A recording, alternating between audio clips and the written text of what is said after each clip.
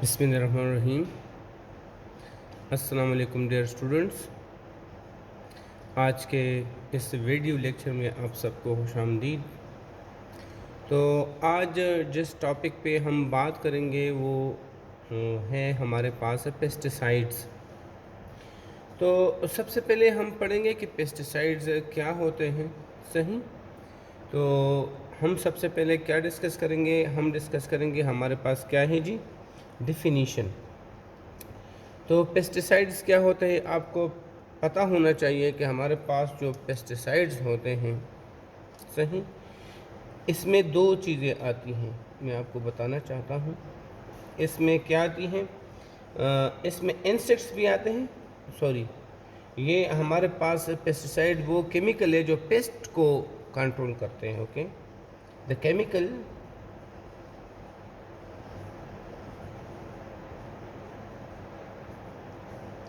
which are used to control the pests। Okay, paste क्या करते हैं जी, that would eat or destroy our crops। या तो crops करते हैं, क्रॉप्स, और क्या करते हैं, in the fields, crops in the fields. और ओके, द हार्वेस्ट, जब आपने काटे हुए हो, the harvest, okay, in the storage shades, in the storage shades. तो आपके जो ज़मीन पर फसल होती है उसको तबाह करते हैं, या आपने काटी हुई होती है ना, हार्वेस्ट की होती है और गोदाम में उसको स्टोर किया होता है, उसमें जाकर उसको तबाह करते हैं। तो इन दोनों सूरतों में हम उसको क्या कहते हैं जी, पेस्ट।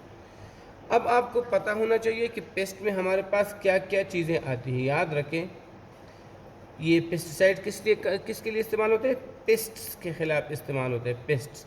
और पेस्ट में हमारे पास दो चीज़ें आती हैं। इसमें हमारे पास इंसेक्ट्स भी आते हैं, याद रखें, इंसेक्ट्स भी आते हैं और अनवांटेड प्लांट्स भी आते हैं। अनवांटेड प्लांट्स भी इसमें आते हैं, ये दो चीज़ें इसमें आती हैं। तो ये आपको पता हो, थोड़ा सा मैं आपको यहाँ पर मेंशन करना चाहता हूँ।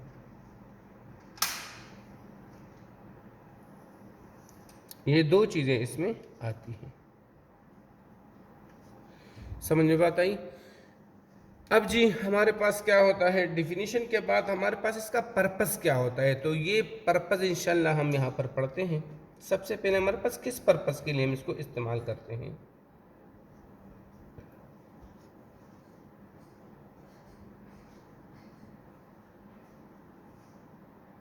पर्पस भी इसको कहते हैं और एम भी इसको कहते हैं कि किसके लिए हम इसको इस्तेमाल करते हैं। तो याद रखें, इसका पर्पस हमारे पास क्या होता है, ताकि हम जो जो हमारे पास प्रोडक्शन है ना, यील्ड, वो हम क्या है, हम मैक्सिमम यील्ड हासिल करें, पेस्ट को कंट्रोल करें। ये इसके पर्पस को देखें, control pests, okay, in order to what, in order to get maximum yield, maximum yield को हासिल करना किसी भी फील्ड से। तो ये हमारे पास इनके मकासद होते हैं। अब आगे की तरफ जाते हैं, हिस्ट्री की थोड़ी सी बात कर लेते हैं। इसकी हिस्ट्री हमारे पास, तो याद रखें हमारे पास ये जो पेस्टिसाइड्स वगैरह है ये बहुत पहले से मतलब इस्तेमाल होते चले आ रहे हैं, लेकिन बहुत अच्छे तरीके से तो नहीं। लेकिन ये उस ज़माने से जो इंसान को पता भी नहीं है कि किस ज़माने से ये इस्तेमाल होते आ रहे हैं। लेकिन पहले ज़माने में जो इस्तेमाल होते थे उसको हम क्या कहते हैं, उसको आम पॉइजन्स कहते हैं। क्या कहते हैं इसको? पॉइजन्स। पहले पहले इसको क्या कहते थे? पॉइजन्स कहते थे। पॉइजन होते थे, इस्तेमाल होते थे। और पॉइजन्स क्या करते हैं जी? ये हमारे पास जितने भी हमारे पास इंसेक्ट्स वगैरह होते हैं उन सबको एक साथ ही किल करते हैं। तो मतलब ऑल क्रीचर्स को किल करना ये आसान काम है एज कंपेयर टू स्पेसिफिक को। मतलब ये पॉइजन्स दोस्त और दुश्मन में कोई फ़र्क नहीं करते थे, तो ये इस्तेमाल होते थे। तो इनमें सबसे पहले हमारे पास इन पॉइजन में क्या है? इनमें है लेड आर्सेनेट। लेड आर्सेनेट ये हमारे पास है। इसका मैं फार्मूला लिखता हूँ आपके, PbA4 होल 2। ये हमारे पास लेड आर्सेनेट, ये एक पॉपुलर पॉइजन था, पुराने ज़माने में इस्तेमाल होता था और इसको स्प्रे करने के बाद सारी चीज़ें ख़त्म हो जाती। तो जो दुश्मन होते थे वो भी ख़त्म होते थे, साथ में दोस्त भी ख़त्म हो जाते थे। इसके अलावा एक और ट्रेडिशनल इंसेक्टिसाइड था जो इंसेक्ट्स के ख़िलाफ़ इस्तेमाल होता था, वो हमारे पास क्या है? Nicotine sulphate. निकोटीन सल्फेट हमारे पास इस्तेमाल होता था, सही। और ये भी हमारे पास क्या करता? सब चीज़ों को मतलब एक साथ किल करता था, सही। अगर आप थोड़ा टाइम मुझे दे तो मैं इसका स्ट्रक्चर भी ड्रा कर सकता हूँ निकोटीन सल्फेट का। ये हमारे पास इन है, इसमें ये डीलोकलाइजेशन है। फिर हमारे पास क्या है? यहाँ पर इन है, इस पर पॉजिटिव चार्ज है और इसके साथ यहाँ पर H अटैच है, इस इन के साथ, ये इन के साथ अटैच है और यहाँ पर CH3 अटैच है, सही। और ये होल के साथ मतलब इस होल स्ट्रक्चर के साथ हमारे पास क्या है? क्योंकि इस पर पॉजिटिव चार्ज है तो इसके साथ हमारे पास अटैच है पॉजिटिव चार्ज होने की वजह से डॉट SO4-2, ये इसके साथ अटैच है इस पूरे स्ट्रक्चर के साथ, सही। ये इनके साथ भी हमारे पास एक H है। तो ये हमारे पास क्या चीज़ है? ये हमारे पास है निकोटीन सल्फेट, एक पॉइजन है, पुराने ज़माने में इस्तेमाल होता था। तो ये हमारे पास इस पर भी पॉजिटिव चार्ज बनाने में थोड़ा सा कोशिश करता हूँ कि इस नाइट्रोजन के ऊपर भी पॉजिटिव चार्ज है, तो एक पॉजिटिव चार्ज इसके ऊपर, एक पॉजिटिव इसके ऊपर, दोनों का पॉजिटिव चार्ज यहाँ पर दो नेगेटिव के साथ न्यूट्रलाइज हो जाता है। तो ये हमारे पास है। इसके अलावा हमारे पास और क्या चीज़ है जी? सही, ये तो हिस्ट्री था। अब ये बाद में कैंसल आउट हो गई, ये दो जो पॉइजन इस्तेमाल होते थे ये कैंसल आउट हो गई। क्यों कैंसल आउट हो गए? क्योंकि हमारे पास हमें क्या चाहिए? हमें तो कोई आइडियल मिलना चाहिए, सही है ना। हमें एक ऐसा मिलना चाहिए कोई इंसेक्टिसाइड जिसमें दो प्रॉपर्टीज़ हो। जब रिसर्च के बाद पता चला कि हमें कौन सा मिलना चाहिए तो हमारे पास क्या है? एक आइडियल इंसेक्टिसाइड की मैं बात करता हूँ, पेस्टिसाइड की। हमारे पास मिलना चाहिए आइडियल पेस्टिसाइड, हमें ये मिलना चाहिए, वो नहीं कि सब कुछ किल कर देता है। अब इसमें क्या क्या प्रॉपर्टीज़ होंगी? इसमें हमारे पास दो प्रॉपर्टीज़ हैं, मैं आपके सामने रखता हूँ, सही। तो एक प्रॉपर्टी इसमें होनी चाहिए कि हमारे पास वो क्या हो? हाईली स्पेसिफिक हो। कोई भी हम इस्तेमाल करें तो क्या हो? हाईली स्पेसिफिक हो, मतलब जो हमारा दुश्मन है उसको मारे, बाकियों को ना मारे, इससे तो इकोसिस्टम डिस्टर्ब हो जाता है। हाईली स्पेसिफिक हो और दूसरा हमारे पास डिकम्पोजेबल हो। क्या हो? डिकम्पोजेबल, मतलब डिकम्पोजेबल टू हार्मलेस सब्सटेंसेस कुछ वक्त के बाद वो क्या हो जाए, किलिंग करने के बाद वो हार्मलेस चीज़ों में डिकम्पोज हो जाए, मतलब मज़ीद चीज़ों को वो नुकसान ना पहुंचाए, ख़ास वक्त के लिए नुकसान पहुंचाए, आगे नुकसान ना पहुंचाए। तो ये दो प्रॉपर्टीज इसमें होंगी, हमारे पास आइडियल पेस्टिसाइड हैं और उसी के लिए फिर स्ट्रगल शुरू हो गई। सही, तो इन दोनों चीज़ों को सामने रखते हुए किस चीज़ की शुरुआत हो गई, मॉडर्न इंसेक्टिसाइड या मॉडर्न पेस्टिसाइड्स की शुरुआत हो गई। अब जाहिर सी बात है, ये चीज़ें जब आप तलाश करते हैं, इसके लिए रिसर्च करते हैं, तो इसको फिर मॉडर्न पेस्टिसाइड्स कहते हैं।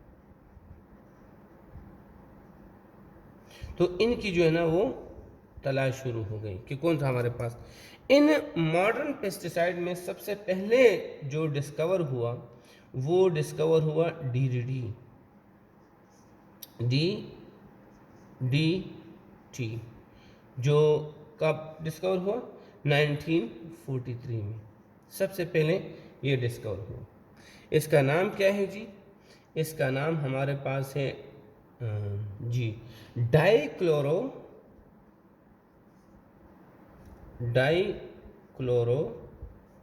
डाइफिनाइल ट्राइक्लोरो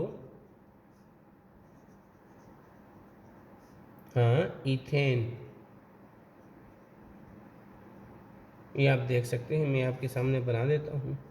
क्या चीज़ें इसमें, कुछ ख़ास इसमें चीज़ें नहीं है, बस हमारे पास क्या है, 2 कार्बन है सिर्फ। सही, इथेन में 2 कार्बन होते हैं, तो 2 कार्बन है इसमें। सही, इस एक कार्बन के साथ तो ऊपर भी एक फिनाइल ग्रुप अटैच है और इसके साथ नीचे भी एक फिनाइल ग्रुप अटैच है। अब इस फिनाइल के साथ ऊपर एक क्लोरीन, यहाँ नीचे भी एक क्लोरीन। अब इस कार्बन के साथ 3 वैलेंसी खाली है, तो एक क्लोरीन, दूसरा क्लोरीन और तीसरा क्लोरीन। जो मेन स्ट्रक्चर है वो ये है। तो देखिए, डाइक्लोरो डाइफिनाइल ट्राइक्लोरो इथेन, ये हमारे पास, ये उस वक्त का पॉपुलर हमारे पास ये था। अब ये आइडियल पेस्टिसाइड में जो प्रॉपर्टीज है उसमें चेक की गई, तो कुछ हद तक ये चीज़ें सही थी। सही क्या है इसमें जो स्पेसिफिक वाली प्रॉपर्टी थी, ये तो बड़ी अच्छी थी। मतलब ये क्या था जी, सबसे पहले वाली प्रॉपर्टी क्या, ये स्पेसिफिक था। मैं यहाँ पर आपके सामने लिखता हूँ, जो क्या था ये मोस्टली स्पेसिफिक था। Specific, okay, for some insects, इसमें कोई मसला नहीं था, ये स्पेसिफिक था। लेकिन जो बहुत सारी चीज़ें ऐसी थी जिसके लिए ये अच्छा नहीं था। मतलब कि ये स्पेसिफिक फॉर सम इंसेक्ट्स उसको किल कर देता। अब ह्यूमंस को या मैन को ये नुकसान नहीं पहुंचाता था, मैन को कोई नुकसान, harmless for man, harmless for humans, इनके लिए नुकसानदेह नहीं था। लेकिन इसकी जो स्पेसिफिसिटी थी वो इतनी अच्छी भी नहीं थी। सही, ये दोस्त और दुश्मन इंसेक्ट में फ़र्क नहीं करता था, तो इसको हम पार्शली स्पेसिफिक कहते हैं। देखिए, ये क्या करता था, ये फ्रेंडली, ये एनिमी इंसेक्ट्स को किल कर देता था, साथ में जो फ्रेंडली होते थे इंसेक्ट्स, उन दोनों को ये क्या करता था, किल करता था। तो ये इसमें मतलब स्पेसिफिक था कुछ हद तक, लेकिन इतना ज़्यादा स्पेसिफिक नहीं था। हाँ, ये दूसरी प्रॉपर्टी जो थी कि हमारे पास ये डिकम्पोजेबल हो, डिकम्पोजेबल, तो ये इनमें बिल्कुल भी नहीं थी डिकम्पोजेबल। सही है ना, टू हार्मलेस, तो ये प्रॉपर्टी इसमें नहीं थी, क्योंकि ये क्या था, क्वाइट स्टेबल हमारे पास कंपाउंड था, क्वाइट स्टेबल कंपाउंड था हमारे पास। और इसका जो हाफ लाइफ था, हाफ लाइफ वो था जी 10 to 15 ईयर्स। मतलब क्या, 10-15 साल बाद भी वो जो अमाउंट आपने अप्लाई की है उसको चेक कर लेते तो हाफ अमाउंट फिर भी रहता था। अब इसमें बड़ी मुसीबत थी। सही। ये अगर आप इतना परसिस्टेंट होने की वजह से, ये देखें आप कितना परसिस्टेंट हैं, ये देखें इतना परसिस्टेंट होने की वजह से अगर आप इसको स्मॉल अमाउंट में भी यूज़ करते हैं तो वो क्या कर लेता है, वो आहिस्ता आहिस्ता मतलब फूड चेन के अंदर जब एक एनिमल थोड़ा थोड़ा एक प्रे को खाता है, दूसरे प्रे को खाता है, मतलब अपने शिकार को खाता है, और उसमें थोड़ा थोड़ा सा भी डीडीटी हो तो उसके अंदर जो शिकारी है उसके बॉडी के अंदर तो अच्छी खासी क्या वो मतलब एकमुलेट हो जाएगी। सही। तो इसमें ये एक मसला था। फिर जब चेक किया गया इसकी ये प्रॉपर्टी को चेक किया गया तो चेक किया गया कि हमारे पास क्या है, वाटर सॉल्युबल है कि ये वाटर इनसॉल्युबल है। तो इसको डीडीटी को यहाँ एक बीकर के अंदर शेक किया गया, इधर देख लें, एक बीकर को लिया गया और उसके अंदर सही ये दो चीज़ें डाली गई, एक उसमें वाटर डाला गया और एक इसमें ऑयल डाला गया। ये क्या था जी, ये ऑयल था, और ये क्या था जी, ये वाटर था। अब इसके अंदर क्या डाला गया, इसके अंदर डीडीटी डाला गया, डीडीटी डाला गया। तो ये किस में डिज़ोल्व रहा, ये डिज़ोल्व रहा ऑयल में, मतलब वाटर में ये डिज़ोल्व नहीं हुआ, और किस में डिज़ोल्व रहा, ऑयल में। मतलब ये क्या है, ये ऑयल सॉल्युबल है और वाटर सॉल्युबल नहीं है। और हम अगर इसके फार्मूले को देखें तो हमें ऑलरेडी पता चल जाता है कि हमारे पास ये कोई हाइड्रोजन बॉन्ड नहीं बनाता। यहाँ हम देखें ये कोई भी हमारे पास इसका स्ट्रक्चर को हम देखें, हाइड्रोजन बॉन्ड बनाने का नो हाइड्रोजन बॉन्ड, कोई भी हाइड्रोजन बॉन्ड ये नहीं बना सकता। तो जब नहीं बना सकता हमारे पास कोई हाइड्रोजन बॉन्ड तो ये वाटर सॉल्युबल नहीं होता, आम तौर से ये वाटर सॉल्युबल नहीं होगा। तो इस चीज़ की वजह से अब अगर ये वाटर सॉल्युबल होता तो हमारे बॉडी से निकल जाता, हमारे यूरिन वगैरह में इन चीज़ों में निकल जाता। लेकिन चूँकि ये ऑयल या फैट सॉल्युबल है तो ये हमारे बॉडी के अंदर जो फैट्स है उसमें एकमुलेट होकर रह जाता है। ये बड़ा ख़तरनाक था। ये किसी भी एनिमल के जो फैट्स वगैरह होते हैं उसमें ये रह जाता है, अकमुलेट होता जाता है, अकमुलेट होता जाता है, और ये फिर उसके अंदर रहता है। लेकिन अगर किसी इलाके में ये बहुत कम मकदार में स्प्रे किया जाए और उसके जो वाटर है जो इंसान पी लेता है उसमें सिर्फ क्या हो, उसमें सिर्फ 1 ppm मौजूद हो, ये 1 ppm बहुत कम होता है, 1 ppm मौजूद हो, लेकिन बार बार वहाँ पर पानी पीने से या उस किस्म के वहाँ पर मतलब जो फल वगैरह वो खाने से या एनिमल्स वगैरह खाने से वो फूड चेन के अंदर क्या होगा, अकमुलेट होगा। फूड चेन में आप बार बार उसी जगह की चीज़ों को इस्तेमाल करते हैं तो फूड चेन के अंदर ये तो बॉडी के अंदर जब आता है तो एकमुलेट हो जाते हैं, निकलता तो नहीं है, वाटर सॉल्युबल तो है नहीं। तो ये पहुंच जाता है 100 ppm से लेकर 1000 ppm तक पहुंच जाता है। और 1000 ppm हमारे पास क्या है ये। अब अगर वहाँ पर जितने एनिमल्स हैं उसमें भी ये मतलब जो शिकार करते हैं और मतलब घास वगैरह या दूसरे एनिमल्स को खाते हैं या पानी को पीते, उनके अंदर भी हमारे पास सपोज ये होगा। तो आप सोचें अगर हम शिकार करके उनको फिर खाते हैं तो इंसान के बॉडी के अंदर अगर ये डायरेक्टली ना भी आए तो वहाँ पर उन शिकार करने से जो आप खाते हैं गोश्त वगैरह तो आपके बॉडी के अंदर ये बहुत ज़्यादा आ जाता है, और आपका जो लिमिट होता है सही ये उस टॉलरेटिंग लेवल से ऊपर चला जाता है।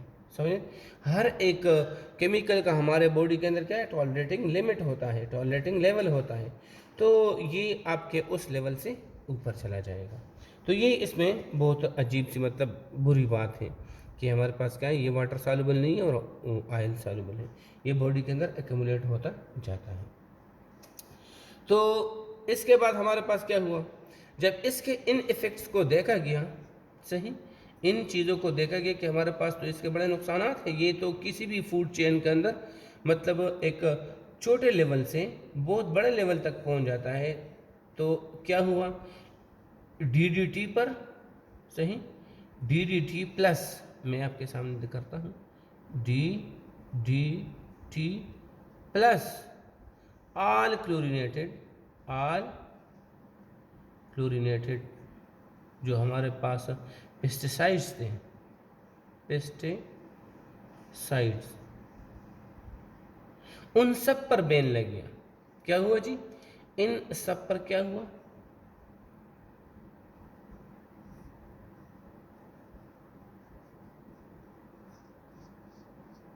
इन सब पर बैन लग गया। ये इन सब पर बैन इसलिए लग गया क्योंकि ये पता चला कि हमारे पास जो है ये क्या है, बैन में ई नहीं है, सॉरी, क्योंकि बड़े नुकसानदेह हैं सारे के सारे हमारे पास, सही। और क्योंकि इसमें क्या है, इन सब में तकरीबन तकरीबन कुछ हद तक हमारे पास क्या होते हैं, इनमें होते हैं अनडिज़ायरेबल इफ़ेक्ट्स होते हैं। क्या होते हैं जी? अनडिज़ायरेबल इफ़ेक्ट्स होते हैं, मुख्तलिफ बीमारियाँ काज करते हैं या मुख्तलिफ डिफिशेंसीज ये काज करते हैं। तो इसकी वजह से हमारे पास क्या हुआ, ये इसका इस्तेमाल कैंसिल हुआ। लेकिन उसके बावजूद भी जब इस पर बैन लग गया तो रिसर्च से बाद में पता चला कि सारे क्लोरीनेटेड वो ख़राब नहीं है, कुछ हमारे पास ऐसे भी है जो सही है।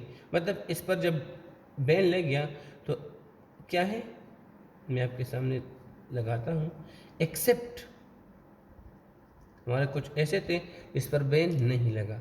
एक्सेप्ट हमारे पास किस किस पर बैन नहीं लगा, तो मैं आपके सामने ये बना देता हूँ। सबसे पहले हमारे पास जो बैन नहीं लगा वो किस पर नहीं लगा, वो हमारे पास मायरेक्स है, मायरेक्स है, उस पर बैन नहीं लगा। इसके अलावा हमारे पास कोल्ड्रेन क्लोरडेन है, क्लोरडेन, इस पर बैन नहीं लगा। इनके अलावा हमारे पास हेप्टाक्लोर, ये था, इस पर बैन नहीं लगा। एल्ड्रीन, ओके, एल्ड्रीन और डाई एल्ड्रीन, इन सब पर हमारे पास क्या है, इन पर बैन नहीं लगा क्योंकि ये बाद में पता चला कि हमारे पास इनके अनडिज़ायरेबल इफ़ेक्ट्स वो नहीं है। तो जितने पर बैन लग चुका है ये उनमें एक्सक्लूडेड है, सही, इन पर नहीं लगा। ये भी क्लोरीनेटेड हमारे पास, इसके स्ट्रक्चर भी मैं आपके सामने बना सकता हूँ लेकिन इनके स्ट्रक्चर हमारे पास थोड़ा सा मुश्किल है। अगर आप कहें तो मैं किसी एक का तो कम से कम बना सकता हूँ, सही। अगर आप कहते हैं कि सर थोड़ा सा ये मायरेक्स का बना दें तो मैं इसका थोड़ा सा बना सकता हूँ। तो हमारे पास क्या होता है, कार्बन होते हैं। ये जहाँ मैं कोई चीज़ नहीं बनाता वहाँ क्या होता है, वहाँ कार्बन होता है। तो ये हमारे पास ये इस तरह होता है। फिर नीचे हमारे पास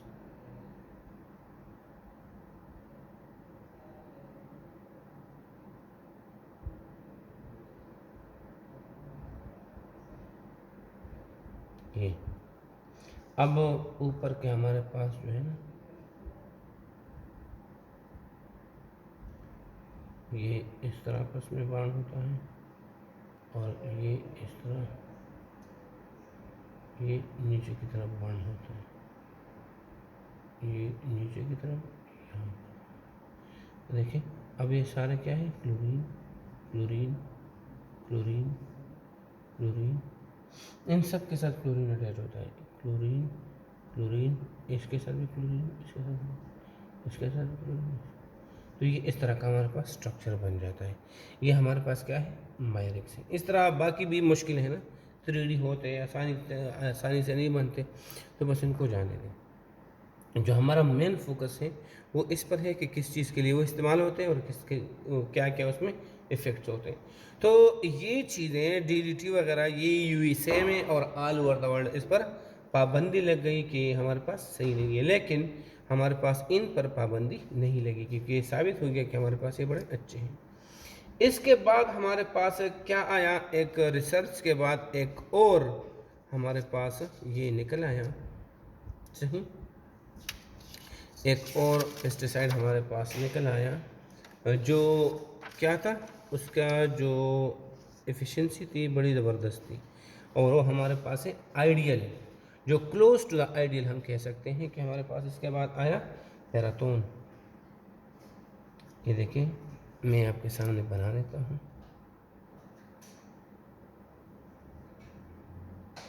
ये DDT के बाद हमारे पास या मुख्तलिफ इन चीज़ों के बाद क्या आया, पैराथियोन एक हमारे पास आया, और इसको समझा गया कि हमारे पास क्या है, क्लोजेस्ट टू द आइडियल है। क्या है, closest to the ideal pesticide, ये हमारे पास। अब इसकी हमारे पास वो दो प्रॉपर्टी जो आइडियल में होनी चाहिए वो चेक करते हैं। तो सबसे पहले हमारे पास जो इसकी स्पेसिफिसिटी थी, स्पेसिफिक नेचर, सही, स्पेसिफिक नेचर की हम बात करते हैं तो इसका स्पेसिफिक नेचर हमारे पास इतना ज़्यादा स्पेसिफिक नहीं था। समझ में आता ही नहीं क्या था। सही, इसकी डिकम्पोजिंग प्रॉपर्टी अच्छी थी, सही, लेकिन ये हमारे पास क्या था, ये स्पेसिफिक नहीं था, ये हार्मफुल फॉर फ्रेंडली इंसेक्ट्स के लिए भी ख़तरनाक था। दूसरा हमारे पास क्या था, ये ह्यूमंस के लिए या मैन के लिए भी ख़तरनाक था। ओके, मैन के लिए भी क्या था, हार्मफुल था, for friendly insects as well as for man, ये दोनों के लिए ख़तरनाक था। हालांकि इसकी जो दूसरी प्रॉपर्टी थी हमारे पास, मतलब डिकम्पोजेबल, ये प्रॉपर्टी ये बड़ी अच्छी थी। कुछ ही अरसे के बाद, थोड़े से अरसे के बाद हमारे पास ये क्या था, ये क्या होता है, डिकम्पोज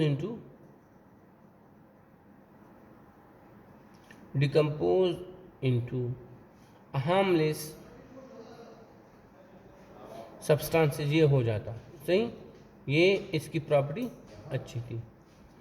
लेकिन इसमें यह था कि इसमें जो पहली वाली प्रॉपर्टी थी वो सही नहीं थी। हाँ, अगर इसको थोड़ा सा केयरफुली, तो ये समझ लिया गया कि हम पर जो चीज़ें होती हैं, अगर इसको केयरफुली इस्तेमाल किया जाए, पैराथियोन को केयरफुली इस्तेमाल किया जाए, तो ये हमारे पास क्या है, बड़ा इफेक्टिव क्या है, इफेक्टिव पेस्टिसाइड ये था। और इसके जो जो जो असरात थे, अनडिजायर्ड जो इफ़ेक्ट्स थे, सही, अगर इसके जो अनडिजायर्ड इफ़ेक्ट्स थे, अगर इसको थोड़ा सा ना केयरलेसली इस्तेमाल किया जाता, तो अनडिजायर्ड इफ़ेक्ट्स जो इसके थे वो क्या थे जी, वो लॉन्ग टर्म नहीं थे। Okay, they were not long term, वो लॉन्ग टर्म नहीं थे। असल में क्या थे, देवर ओनली शॉर्ट टर्म की, क्योंकि उसके बाद वो डिकम्पोज हो जाता, ओनली शॉर्ट टर्म थे। तो इस बुनियाद पर इसको क्या कहते हैं, क्लोजेस्ट टू द आइडियल कहते हैं। लेकिन एक चीज़ ये है, रिजल्ट मैं आपको सुना देता हूँ जो अच्छा बिल्कुल भी नहीं है। इन सारे डिस्कशन का रिजल्ट क्या है, वो रिजल्ट ये है कि हमारे पास अभी तक रिजल्ट ये है कि अभी तक हमारे पास आइडियल वो पेस्टिसाइड अभी तक डिस्कवर नहीं हुआ। ओके, जो हमारे पास रिजल्ट ये है कि जो आइडियल पेस्टिसाइड है, सही, नॉट डिस्कवर्ड येट,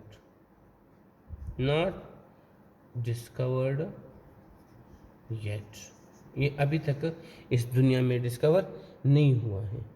समझ में आता है।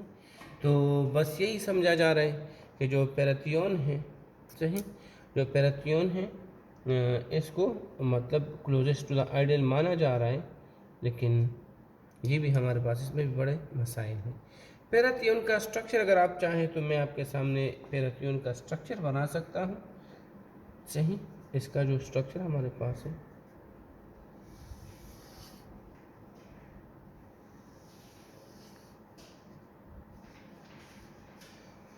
स्ट्रक्चर मैं बना सकता हूँ पैरेथियोन के आपके सामने, बड़ा आसान सा है, कोई ज़्यादा मुश्किल बात नहीं है। फास्फोरस इसमें होता है और डबल बॉन्ड के ज़रिए सल्फर के साथ अटैच है। ये मेन स्टेम है।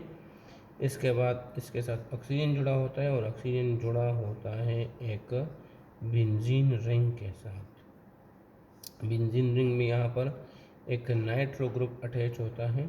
सही। फास्फोरस के साथ चूँकि 5 बॉन्ड बनाता है, तो यहाँ पर 2 ऑक्सीजन जुड़े होते हैं और वो ऑक्सीजन आपस में किससे जुड़े होते हैं, ये भी CH2, ये भी CH2। सही।